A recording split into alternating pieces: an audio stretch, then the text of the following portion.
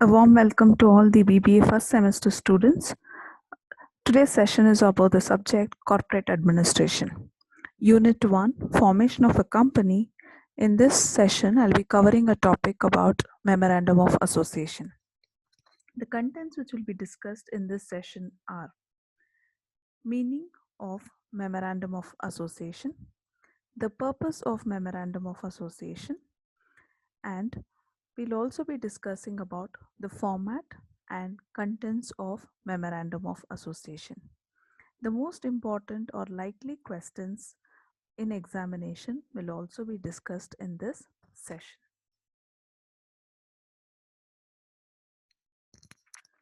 The first step in the formation of a company is to prepare a document called Memorandum of Association. In fact, Memorandum of Association is one of the most essential prerequisites for incorporating any form of company under the Act. Therefore, this document sets out as the constitution of a company. A Memorandum of Association is a legal document prepared in the formation and registration process of a limited liability company to define its relationship with shareholders. The Memorandum of Association is accessible to the public and it describes the name of the company, physical address of the registered office, names of the shareholders, and the mechanism adopted by the company for distribution of shares. So this document is the essential document to obtain incorporation certificate, without which the registrar of the company will not proceed with issuing of registrar incorporation certificate. Let's understand the meaning of Memorandum of Association. The Memorandum of Association of a company defines the constitution and the scope of powers of the company. Let me put it in a simple words. It is the foundation on which the company is built. The reason or purpose of Memorandum of Association. As the very meaning suggested, that it acts as the constitution.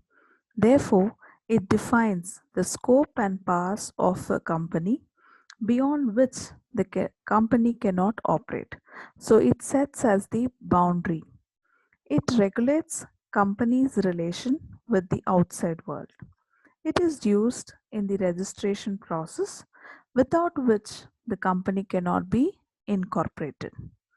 And it helps anyone who wants to enter into a contractual relationship with the company to gain complete knowledge about the company. It is also called the charter of the company, as it contains all the details of the company, its members and their liabilities. Hence, it is one of the most important document for any shareholder or an external person to understand about the company.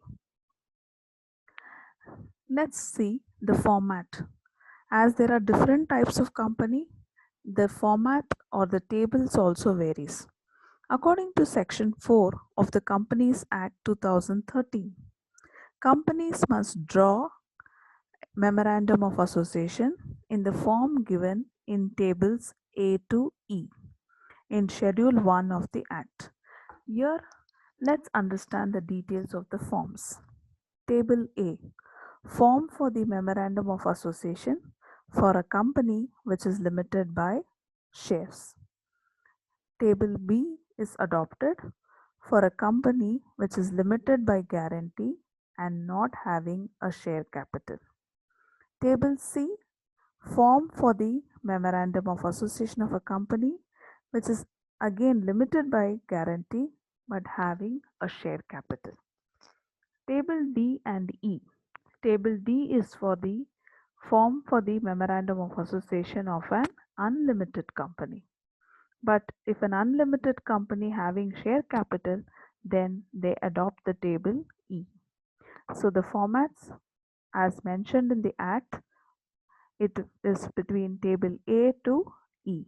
Whichever is applicable, they will adopt for the Memorandum of Association.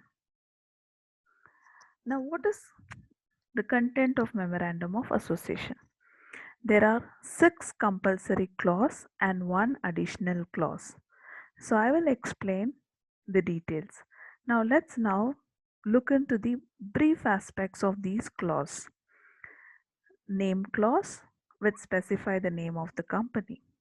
Situation clause states in which the register office is situated. Object clause, for which the company is incorporated. Liability clause specifies the liability of the members. Capital clause specifies the share capital and number of shares. Subscription clause gives the details of subscribers of memorandum and their share capital. The first 6 clauses are compulsory, and in case of OPC, one person company, then succession clause becomes a must. That is the 7th clause, which is specifying the details of the name of the nominee. With this understanding, let's move on to gain more detailed information about each clause. Name clause. As you know, there are 2 types of company, private and public. For a public limited company, the name of the company must have the word limited as the last word. For the private limited company, the name of the company must have the words private limited as the last words. So this is mentioned in the first clause, name clause. Registered office clause. It must specify the state in which the registered office of the company will be situated. Object clause. It must specify the objects for which the company is being incorporated. Further, if there are any changes in the activities which are not reflected in its names, then such company can change its name within 6 months of changing its activities. The company must comply with all name change provisions. So as it very clearly stated, if the objects vary, then within 6 months they can change in the name change provision. The most important clause, liability clause. So there are certain conditions given for company limited by shares and company limited by guarantee. So let me explain to you. In this clause, it should specify the liability of the members of the company, whether limited or unlimited. Also, for a company limited by shares, it should specify if the liability of its members is limited to any unpaid amount on the shares that they hold. For a company limited by guarantee, it should specify the amount undertaken by each member to contribute to. There are 2 details which we have to understand. First, the assets of the company in case it winds up. Winds up means closure of a company. This is provided that he is a member of the company when it winds up or the winding up happens within 1 year of him ceasing to be a member. In the later case, the debts and liabilities considered would be those contracted before he ceases to be a member.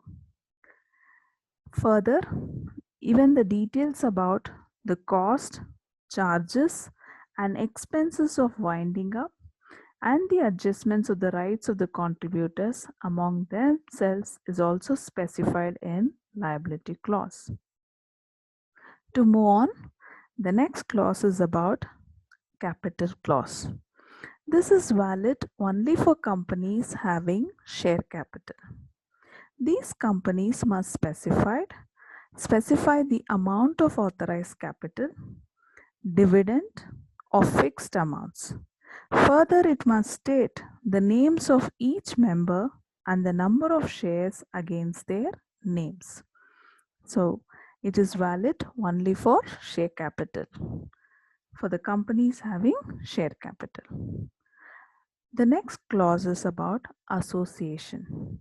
The Memorandum of Association must clearly specify the desire of the subscribers to form a company, and this is the last clause. As I mentioned earlier, the first 6 clauses are compulsory, but yet we are left with another clause, which is the 7th clause. Let us see when is 7th clause applicable. The 7th clause is referred as succession clause.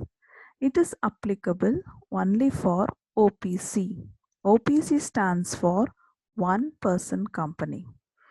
This clause shall state the name of the person who, in the event of death or incapacity to contract of the subscriber, shall become the member of the company. So let me repeat, succession clause is applicable only for one person company. Otherwise, for others, it is only the first 6 clauses. So with this session, we have understood the meaning of Memorandum of Association, the purpose, and we have also understood the different forms. The most important is the contents of Memorandum of Association.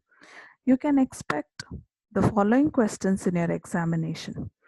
The questions are: give the meaning or definition of Memorandum of Association and clauses of Memorandum of Association.